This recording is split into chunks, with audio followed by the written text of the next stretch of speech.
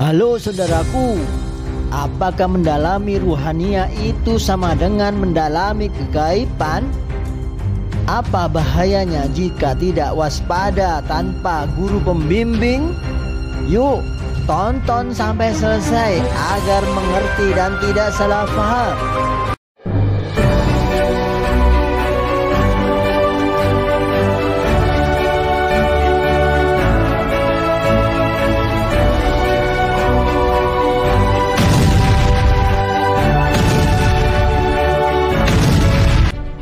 Assalamualaikum warahmatullahi wabarakatuh.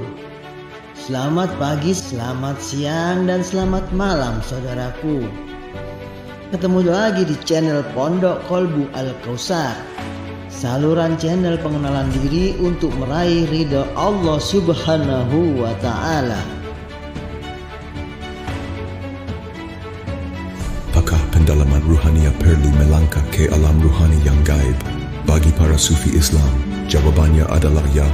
Pertumbuhan ruhania adalah sebuah perjalanan yang melintasi dunia fisik, menggali lebih dalam di luar pemahaman manusia awam.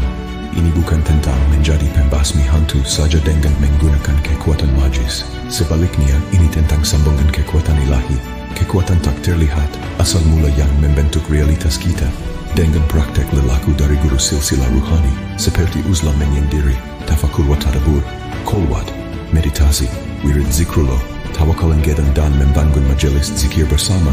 Ini usaha agar pikiran selalu terhubung dengan Allah. Hubungan supernatural ini adalah kunci menuju ruhania yang mendalam dan lebih jauh. Oh, pahami ini pelan-pelan. Bisa diulangi, disimak lagi supaya tambah paham. Bayangkan ada sebuah alam yang penuh dengan keajaiban, atau di dunia awam disebut kegaiban. Alam ruhani ini merupakan tempat untuk pembersihan ruhani manusia. Ya pastilah, masak yang mau dibersihkan ruhani kan tidak mungkin tempatnya di jasmani. Masuk akal ya, kalau belum masuk ya dikosongi dulu akalnya. Mungkin saja itu penuh, hehehe. Disinilah pembersihan ruhani bukan hanya konsep saja, tapi ini nyata. Ini disebut pertualangan alam ruhani kita sendiri. Ini analogi atau perumpamaan pandangan para sufi Islam pada alam ruhani. Supaya mudah dipahami maka harus dikontohkan perihal yang mudah diterima akal logika manusia. Padahal kalaulah sudah memasuki alam ruhani itu, kontrol terbesar adalah keyakinan kita. Karena banyak yang tidak masuk akal, termasuk banyaknya momen kegaiban. Nah, perjalanan petualangannya di sini tidak selalu mudah. Mengapa? Karena manusia merespon alam ruhani kan berbeda-beda, sesuai tingkat pendidikan dan tingkat pemahamannya pada sesuatu hal yang baru. Sehingga disinilah tantangannya. Misalnya, seperti ketika menjelaskan momen handicap kepada orang yang belum pernah menonton pertandingan golf. Tanpa contoh akan bingung apakah hal itu. Contoh yang lebih sederhana adalah pembersihan ruhani itu seperti perlombaan lari. Orang yang sebelumnya sudah berlatih pun tetap akan berkeringat saat berada di garis start.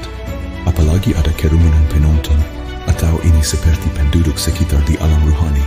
Juga dari sisi internal ada adrenalin manusia, atau ini seperti penduduk gaib fasik di dalam tubuh jasad manusia. Akan makin nyata, makin bergejolak semakin mendekati dimulainya lomba lari ini. Ketika dimulai, sang wasit meniup peluit tanda peserta akan mulai lomba lari. Pasti semua elemen tadi di atas akan ikut bergelolak, bahkan mulai mengganggu sang pelari. Inilah analogi perlombaan, perjuangan, dan perjalanan petualangan menuju kesucian ruh. Selanjutnya, setiap pelari masing-masing punya langkah yang unik. Ada yang pelan, ada yang cepat. Juga masing-masing saat berlomba akan punya respon ruhani yang unik. Ada yang salah arah, ada yang memutar saja tak kemanapun. Bahkan ada yang baru berangkat kelelahan dan batal ikut lomba lari ini. Sebagian besar penyebabnya karena semua peserta pelari masih tertutup matanya. Inilah mengapa ajakan pembersihan ruhani jadi agak sulit.